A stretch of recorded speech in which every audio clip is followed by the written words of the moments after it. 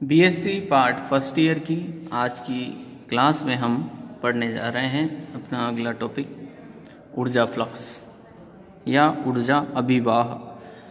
बड़ा ही important question है, कई बार एग्जामिनेशंस में पूछा गया है कि ऊर्जा फ्लक्स किसे कहते हैं या ऊर्जा अभिवाह किसे कहते हैं। तो तरंग संचरण की दिशा के लंबवत, जिस डायरेक्शन में जो है एक तरंग संचरित हो रही है उस डायरेक्शन के लंबवत प्रति एकांक क्षेत्रफल से ऊर्जा प्रवाह की दर को हम ऊर्जा फ्लक्स कहते हैं। जिस डायरेक्शन में तरंग संचरित हो रही है उस डायरेक्शन के लंबवत जो है प्रति एकांक क्षेत्रफल से ऊर्जा प्रवाह की दर को हम क्या कहते हैं, ऊर्जा फ्लक्स कहते हैं। ऊर्जा फ्लक्स को हम P के द्वारा रिप्रेजेंट करते हैं। ऊर्जा फ्लक्स P के द्वारा हमने प्रदर्शित कर रखा है और इसका मान होता है ऊर्जा बटे क्षेत्रफल इंटू ऊर्जा के ऊर्जा बटे क्षेत्रफल इंटू ऊर्जा। तो यहाँ ये नहीं आएगा, प्रति एकांक क्षेत्रफल से ऊर्जा का प्रवाह क्या कहलाता है, आपके ऊर्जा फ्लक्स कहलाता है। तो प्रति एकांक क्षेत्रफल से ऊर्जा का जो प्रवाह की दर है उसे हम क्या कहते हैं, ऊर्जा फ्लक्स कहते हैं। हम जानते हैं कि एकांक क्षेत्रफल के अभिलंबवत संचरित होने वाली तरंगें 1 सेकंड में अपने वेग v के परिमाण के बराबर आयतन में निहित होती है। अतः एकांक क्षेत्रफल, यदि क्षेत्रफल को क्या लें, हम इकाई ले लें, तो इकाई क्षेत्रफल के लंबवत प्रति सेकंड यानी कि प्रति सेकंड यानी कि 1 सेकंड की बात करें तो उस 1 सेकंड में होने वाली तरंगों की कुल ऊर्जा का मान कितना होगा, P बराबर E इंटू वी के रूप में। तो P बराबर 1/2 delta omega square 1/2 delta omega square A square V के रूप में जो है ऊर्जा फ्लक्स होता है। यहाँ जो E है वो कुल ऊर्जा का मान है, V जो है तरंग संचरण वेग है। यदि ऊर्जा फ्लक्स तरंग की तीव्रता I को भी व्यक्त करता है, तो यदि ऊर्जा जो फ्लक्स है वो तरंग की तीव्रता I को भी व्यक्त करता है, तो तरंग की तीव्रता यानी कि इंटेंसिटी I बराबर 1/2 delta omega square A square V के रूप में होती है। नेक्स्ट अगला टॉपिक लेते हैं हम, दाब तरंग। यानी कि किसी सिलेंडर में हम जब प्रेशर क्रिएट करते हैं, दाब क्रिएट करते हैं, तो उसके कारण उसमें उपस्थित जो गैस है उस गैस में बनने वाली तरंग को हम कहते हैं दाब तरंग। तो यहाँ दाब तरंग की अवधारणा को समझने के लिए हमने x अक्ष के अनुदिश, इस डायरेक्शन में x अक्ष है, x अक्ष के अनुदिश एक अनुप्रस्थ काट क्षेत्रफल A, एक अनुप्रस्थ काट क्षेत्रफल स्मॉल a और इन्फिनिटी लंबाई, इधर अनंत लंबाई है, इन्फिनिटी लंबाई वाली एक बेलनाकार धातु स्तंभ पर विचार करते हैं। जब कोई अनुदैर्ध्य तरंग, अब ये जो सिलेंडर है, अब इसमें जो है गैस की पहले स्थिति A B के बीच थी और फिर जब इस पर प्रेशर क्रिएट किया तो इसकी स्थिति क्या हो गई, A डैश B डैश के रूप में हो गई। इसमें परिवर्तन को हम x और डेल्टा x यानी कि कुल परिवर्तन यहाँ से यहाँ तक दूरी देखें तो वो हो गई x प्लस डेल्टा x, और यहाँ जो ये पढ़ते हैं इनके बीच की दूरी की बात करें तो ये साई और ये कितनी हो जाएगी, साई प्लस डेल्टा साई के रूप में। तो A अनुप्रस्थ काट और अनंत लंबाई वाले बेलनाकार वायु स्तंभ पर विचार करते हैं। जब कोई अनुदैर्ध्य तरंग इसमें होकर संचरित होती है तो कण अपनी माध्य स्थिति के इर्द गिर्द कंपन करने लगते हैं। अब हम O से x और x plus delta x, O से x और x प्लस डेल्टा x दूरी पर दो परतों ए व बी पर विचार करते हैं। ए और बी पर क्या करते हैं? विचार करते हैं। जब वायु स्तंभ में अनुदैर्ध्य तरंग संचरित होती है, जो वायु स्तंभ है इसमें अनुदैर्ध्य तरंग संचरित होती है एक्स डायरेक्शन में, तो इन परतों के कण, तो जो इसमें उपस्थित जो परतें हैं उन परतों के कण माध्य स्थिति से विस्थापित हो जाते हैं। इसमें जो माध्य स्थिति है उस माध्य स्थिति से इर्द गिर्द क्या हो जाएंगे? विस्थापित हो जाते हैं, जिससे इन परतों की नई स्थितियां ए डैश और बी डैश के रूप में बनती है। माना ए परत के कणों का विस्थापन साई है, जो परत ए है उसके कणों का विस्थापन साई है, तथा बी परत के कणों का जो विस्थापन है वो है साई प्लस डेल्टा साई है। तो ए व बी परत के मध्य जो वायु का आयतन होगा वो होगा आपके A small A into A B के रूप में। ए बी कितना है? डेल्टा एक्स, तो ए डेल्टा एक्स के रूप में वो आयतन हो जाएगा। ए डैश व बी डैश परतों के मध्य वायु का जो आयतन होगा वो होगा ए डैश बी डैश के रूप में। अब हम ए डैश बी डैश को फाइंड आउट करेंगे तो ए डैश बी डैश की वैल्यू कितनी हो जाएगी? ये किसके डिफरेंस के बराबर है? ओ बी डैश में से यदि हम ओ ए डैश को माइनस करें तो इसके डिफरेंस के बराबर क्या है? हमारे पास ए डैश बी डैश है, इज इक्वल टू ए। अब ओ बी की बात करें तो देखिए आप इनको, यहाँ हम देख सकते हैं ओ बी और ये रहा ओ ए, ये एक्स है और यहाँ से ए बी की दूरी कितनी है? Delta x. यदि ओ बी दूरी की बात करें तो वो है आपके एक्स प्लस डेल्टा एक्स। यहाँ से यहाँ तक ए डैश बराबर साई है और ये बी डैश कितना है? साई प्लस डेल्टा साई है, कि x plus delta X plus psi plus delta Sai में से हम माइनस कर रहे हैं किसे? माइनस एक्स और साई को, तो x से x कैंसिल हो जाएगा, एक्स आई से एक्स आई कैंसिल हो जाएगा। तो हमारे पास जो आयतन है A delta X plus delta psi के रूप में बनता है। आयतन में जो होने वाला परिवर्तन है वो है A X plus delta psi, delta X plus delta psi minus A delta x के रूप में। तो ए डेल्टा एक्स से ए डेल्टा एक्स कैंसिल हो जाएगा, तो हमारे पास बनता है ए डेल्टा साई। ये इक्वेशन नंबर फर्स्ट। आयतन, अब हम फाइंड आउट करते हैं यहाँ पर आयतन विकृति। तो आयतन में होने वाला परिवर्तन बटे प्रारंभिक आयतन। तो आयतन में जो परिवर्तन है वो ये रहा ए डेल्टा साई के रूप में, और प्रारंभिक आयतन कितना है? A delta x. तो ए से ए कैंसिल हो जाएगा, तो आयतन में विकृति कितनी आ जाएगी? Del psi upon del x के रूप में। यदि डेल एक्स टेंस टू 0 है तो del psi upon del x is equal to delta psi upon delta x के तुल्य हो, तो आयतन विकृति delta psi upon delta x के रूप में हम ले सकते हैं। यदि गैस का आयतन प्रत्यास्थता गुणांक, जो गैस है उसमें उपस्थित सिलेंडर में उस गैस का जो आयतन प्रत्यास्थता गुणांक है वो के रूप में हम ले रहे हैं, तो आयतन प्रत्यास्थता गुणांक के बराबर आपके पास बनेगा प्रतिबल बटा आयतन विकृति। तो के बराबर माइनस का पी एक्स, ये आपके पास हो गया प्रतिबल पी एक्स बटे delta psi upon delta x.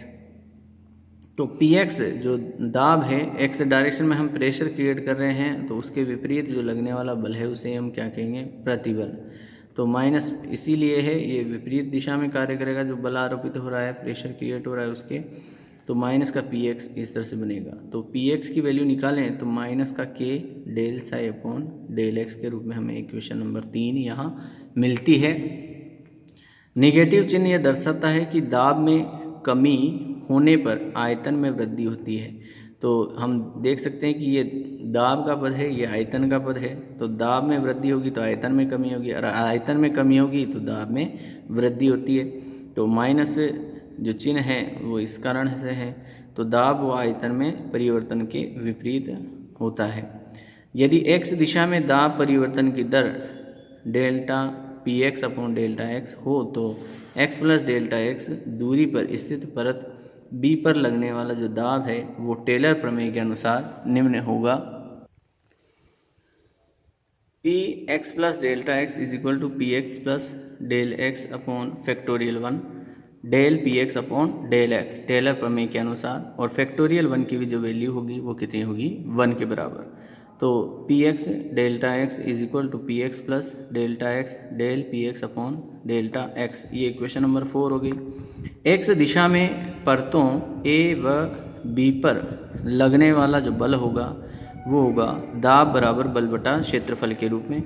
तो दाब बराबर बल बटा क्षेत्रफल, तो यहाँ से बल की वैल्यू निकालें तो क्षेत्रफल इंटू दाब बनेगा, तो क्षेत्रफल के रूप में ए और दाब कितना हो जाएगा P X minus P x plus delta x के डिफरेंस के बराबर। तो समीकरण 4 से मान हम यहाँ रखेंगे, जो समीकरण इक्वेशन नंबर 4 है पी एक्स डेल्टा एक्स, यहाँ से हम इसकी वैल्यू पुट करेंगे। तो समीकरण 4 से हमने यहाँ मान रखा, तो A P X minus P X minus del P x upon del x के रूप में ये इक्वेशन आ गई। पी एक्स से पी एक्स कैंसिल, तो F is equal to minus का A del x del P x upon del x, ये इक्वेशन नंबर 5।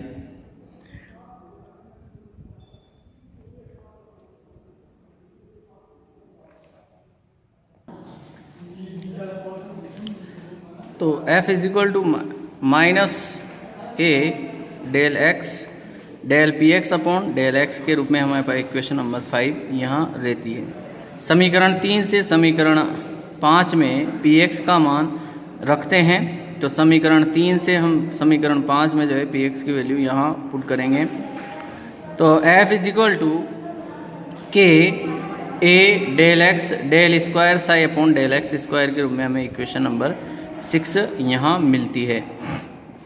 तो देख सकते हैं हमारे पास यहाँ f is equal to minus का a del x del P x upon del x था। तो यहाँ हम जो है समीकरण 3 जो है हमारे पास इक्वेशन नंबर 3 वहाँ से वैल्यू रखते हैं।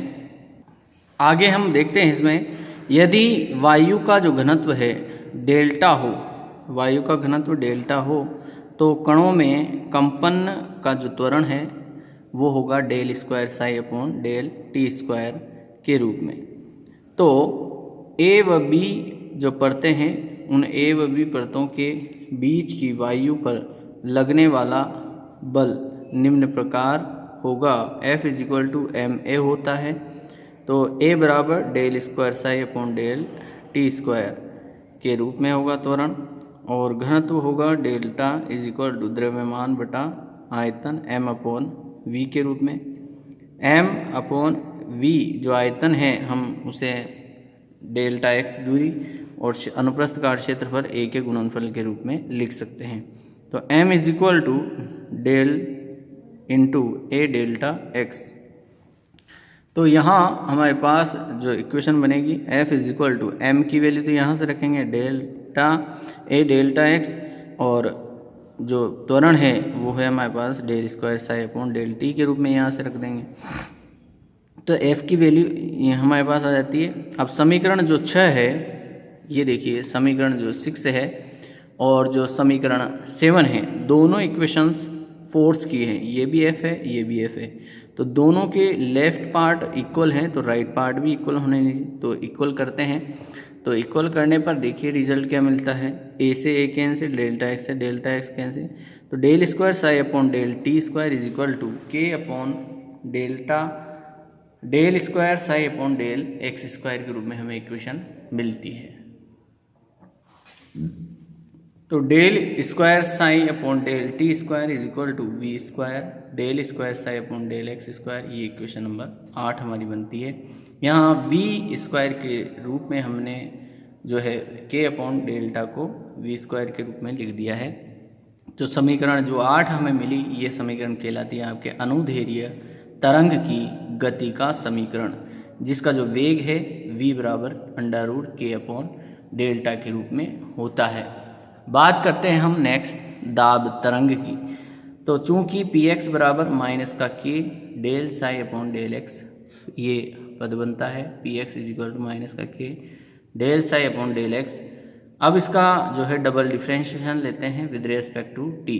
तो सबसे डबल डिफ्रेंशिएशन होगा इसका del square p x upon del t square is equal to minus का के del square upon del t del square x upon del x के रूप में इसका डबल डेरिवेटिव ले लिया विद रिस्पेक्ट टू टी। ये इक्वेशन फर्स्ट। हम जानते हैं कि जो इक्वेशन नंबर 5 वो इक्वेशन नंबर 7 है उससे f is equal to minus का a delta x del P x upon del x और f की दूसरी वैल्यू इक्वेशन नंबर 7 से del a delta x del square psi upon del t square के रूप में रहती है।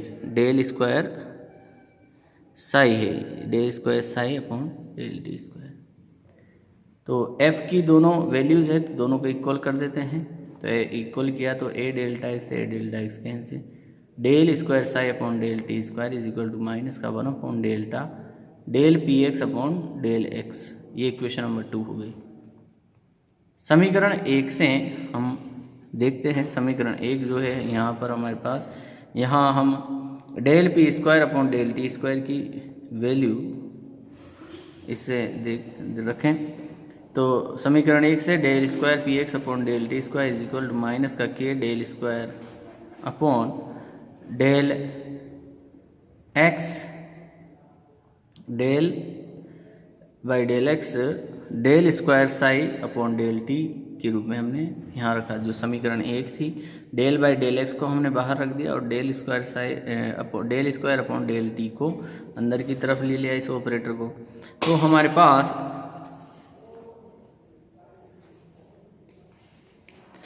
डेल बाई डेल एक्स ये पद बन गया और यहाँ del square psi upon del t square का पद बन गया।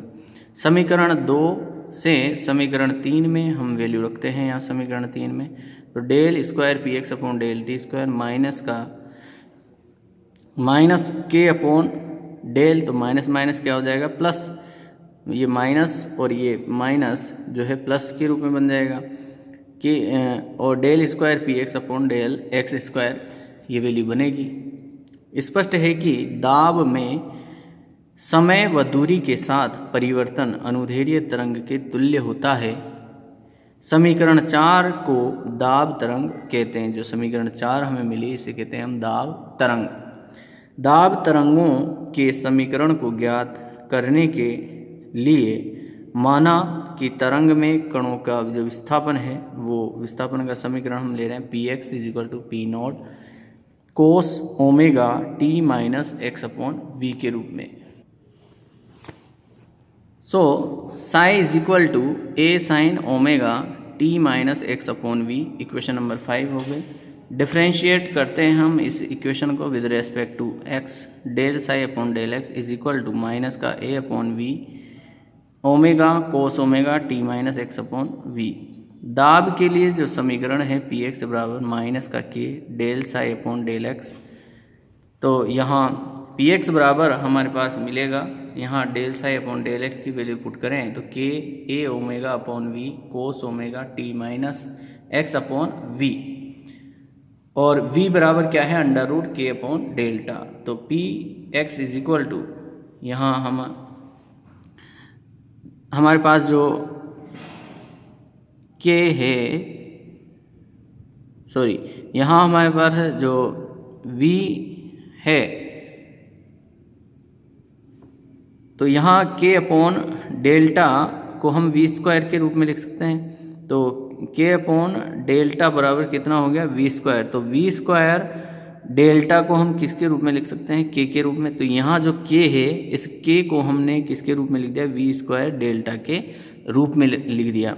तो v square delta upon v a omega cos omega T minus x upon v. तो एक v से एक v यहाँ कैंसिल हो गया। तो पी एक्स बराबर v delta a omega cos omega T minus x upon v का पद बनता है।